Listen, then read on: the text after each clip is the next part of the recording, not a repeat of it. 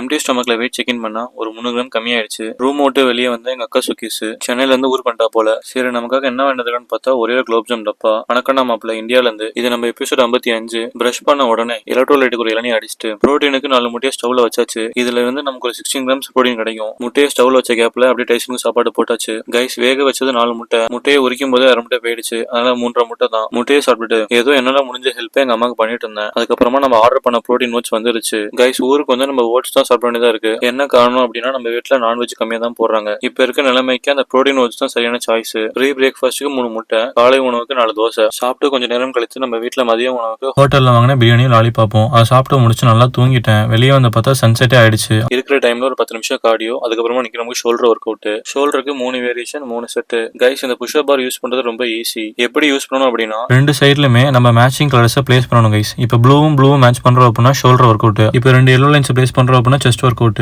Work out முடிச்சுட்டு post work அவுட்டுக்கு நல்ல சப்போர்ட்டா அதை நாக் அவுட் பண்ணிட்டு ப்ரோட்டீனுக்கும் ஃபைபருக்கும் 2 ஸ்கூப் ஓட்ஸ். இதுல இருந்து 27 கிராம்ஸ் ப்ரோட்டீன் வந்துடும். அதையும் கேஷுவலா நாக் அவுட் பண்ணிட்டு நம்ம வீட்டுல பேரண்ட்ஸ் சுகர் பேஷண்ட், சரி அவங்க மனசை கஷ்டப்படுத்த கூடாதுன்ட்டு அவங்க தூணதுக்கு அப்புறமா 2 குலோப் ஜாம் யாருக்குமே தெரியாம சாப்பிட்டுட்டு டைசனுக்கு சாப்பாடு போட்டு டேவை முடிச்சாச்சு. நாளைக்கு பார்ப்பேன் கைஸ். பை.